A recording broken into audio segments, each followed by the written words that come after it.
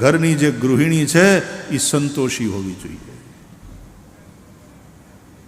એ જો સંતોષી હોય ને, ધણી જેટલું કમાય એમાં સંતોષ રાખીને ધણીનો ઘર વ્યવહાર બરાબર સંભાળી લે, અને એ સંતોષી હોય તો એ ધણીને એમ કહે હરામનું નહીં લાવતા હો, ફાટલો હાડલો પહેરીશ, તમારો વ્યવહાર સંભાળીશ, ઘરની આબરૂની રક્ષા કરીશ, પણ હરામનું લાવતા નહીં. મારે એવા હરામના પૈસાના બંગલા નથી જોતા, નીતિનું ખાવું. એમ ધણીને પણ ખોટું કરતો હોય તો રોકે, તો એ ઘરમાં સંતોષી છે. એ રૂપમાં, એ બેનના રૂપમાં સંતોષી માતા છે. અને સંતોષ એવ મનુષ્યસ્ય પરમ નિધાનમ.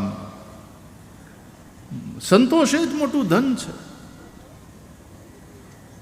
મોટા મહેલમાં રહેતા હોય પણ સંતોષ ન હોય તો એ દરિદ્ર છે. કોવા દરિદ્રો હિ વિશાલ તૃષ્ણ. દરિદ્ર કોણ? બોલે જેના જીવનમાં સંતોષ નથી, જેની તૃષ્ણા વિશાળ છે,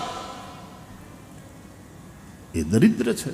ભલે મહેલોમાં રહેતો હોય પણ હોય ઝૂંપડું, નીતિનું ખાતા હોય, પરસેવાની કમાઈ ખાતા હોય, એમાંથી પણ પાછા 5 પૈસા પરમાર્થમાં ખર્ચે.